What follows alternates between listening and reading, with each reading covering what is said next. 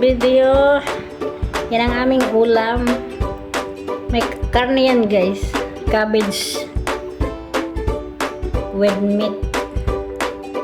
Brown rice at saka tamis anghang na pansit. At syempre may gulay na green vegetable. So ayan, let's eat. Ito! Ay, ang dalawang gulay. Masarap siya guys. Tamis anghang na chami. Tamis anghang na chami. Pwedeng pang ulam sa kanin. Pwedeng ito lang ang kakainin mo. Dry ito. Gusto ko kasi dry. Ayaw nang basa-basa ngayon.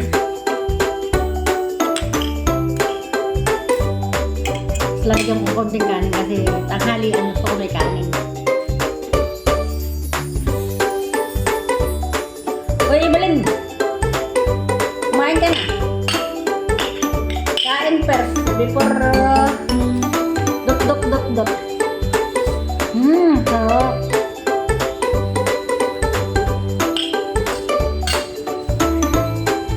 Ang sarap niya guys, promise. Uy, balik.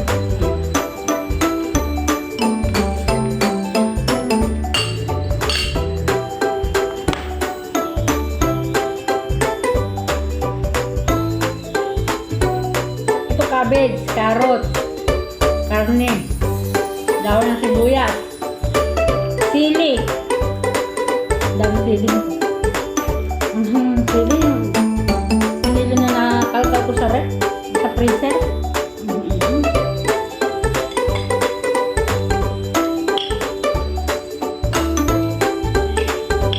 Ibalin, pag tanghalian, kailangan kumain ka ng kanin.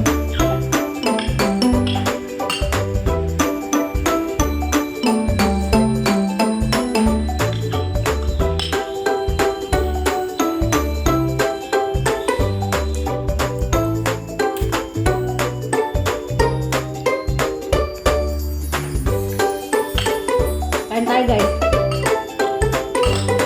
Ano mo kadat mo?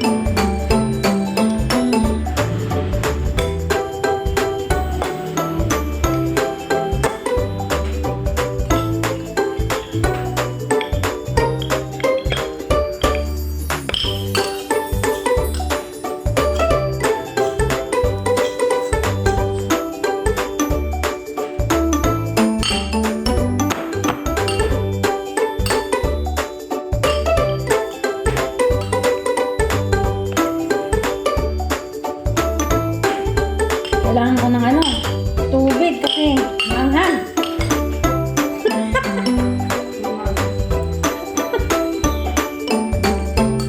Maanghang ka.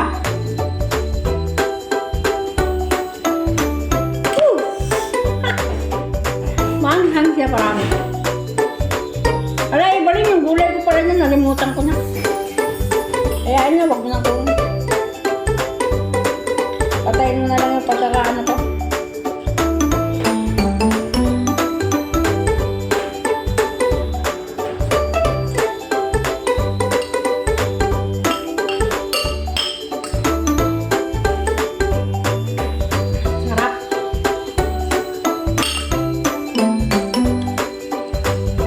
Lalo mo kung may kalamansi ito. Walang kalamansi.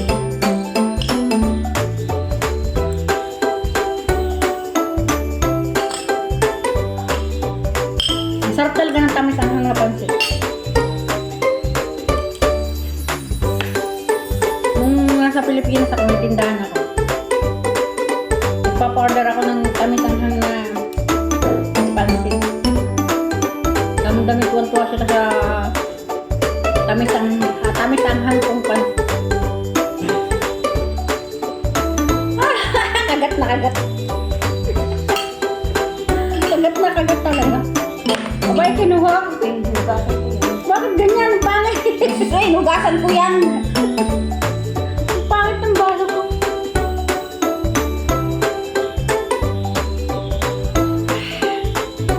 Salamat sa tubig. Ba't ganun?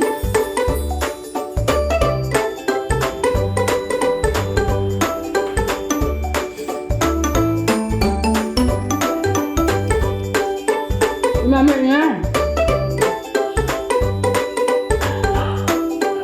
Masarap siya kaulam sa kanin niya.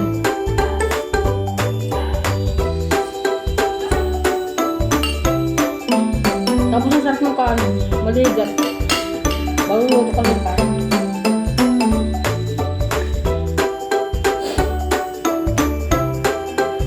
Anghang talaga. Pag nakakapaksin sa kanin, bakit ako natingin doon? Ang sarap! Kaulam sa kanin.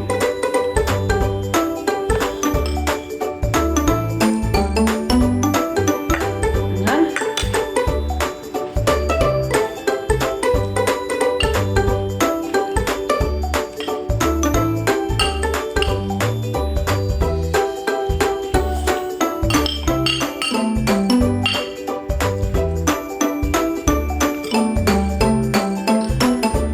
Yung simpleng pagkain na tagos sa kalamnan mo yung sarap umaanghang. Bali, 4 na sili to. 2 sili dito sa pansit, 2 sili dyan.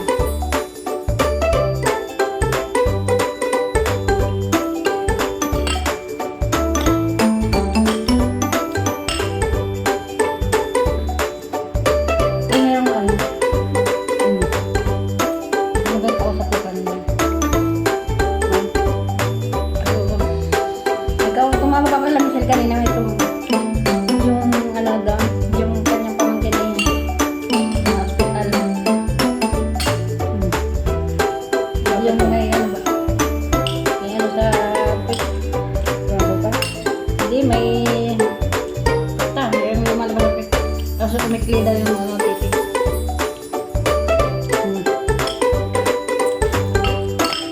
Nagpapagal ko. Nasa ko na lang.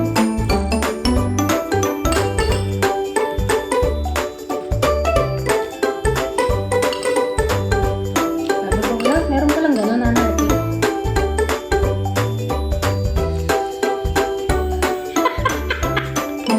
Nakain, titi. Sarap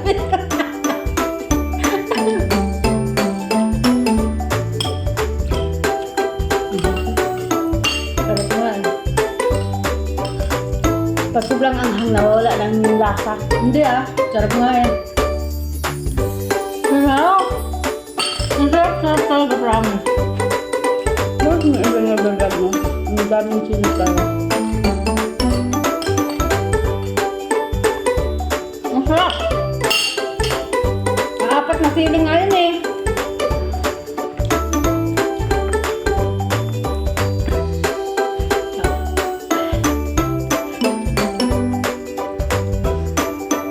Magbibinta ako ng mga ganyan sa tubig.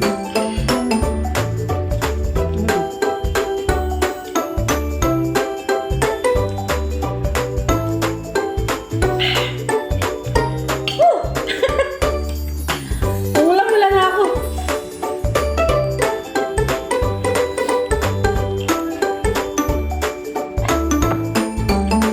Ang sarap eh. Nagro-roasted chicks na ako dahil sa anghang.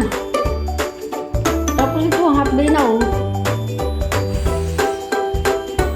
Gusto mo yun. Nilagay nga ang gulay, ayaw nung kain. Mapait. Mapait-pait kasi.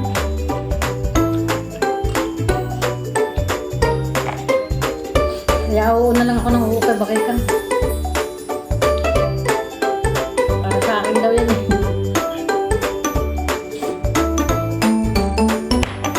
Hindi na lang na kaya ubusin sa'yo na daw.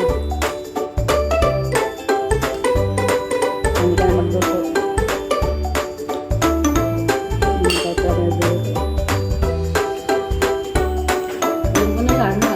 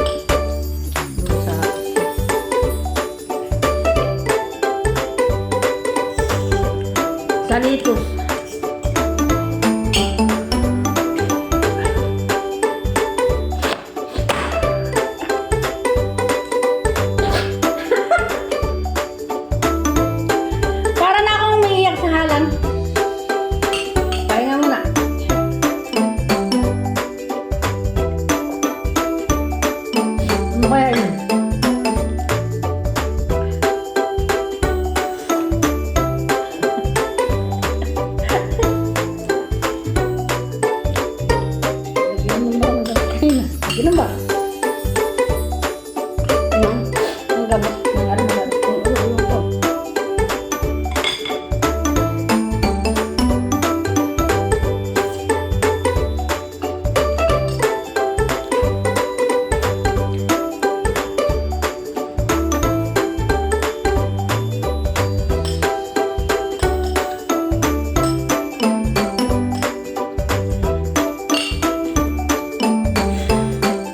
Ang sili kasi maganda daw sa puso. Maganda sa pagtibok-tibok ng puso. Kaya mahilig akong lagay ng sili. Alam nyo guys, para tumagal ang buhay ng inyong sili, pag marami kayong sili, ilagay nyo sa freezer. Kaya ang dami ko ng stock na sili dito. Si manager bili ng sili. Hindi naman namin kayang ubusin, kaya ang ginagawa ko, nalagay ko sa rep. Sa freezer pala. Sa rep, nasisira pa yun eh. Sa freezer, hindi talaga nasisira. Kahit matagalan. Sarap talaga yan, hindi mo rin magkano.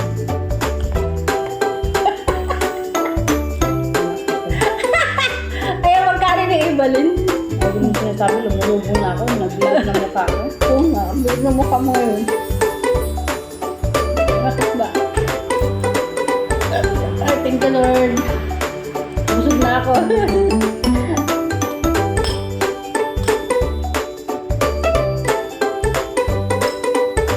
Sa kanin to. Kanin ba? So, damakmak ba naman ang kanin? Pinapakanin ko lagi sa akin. Sinisip pa ako. Nagkulong sa akin, hindi yung sinarapan. Kailangan, wag daw sasarapan para hindi siya makakain.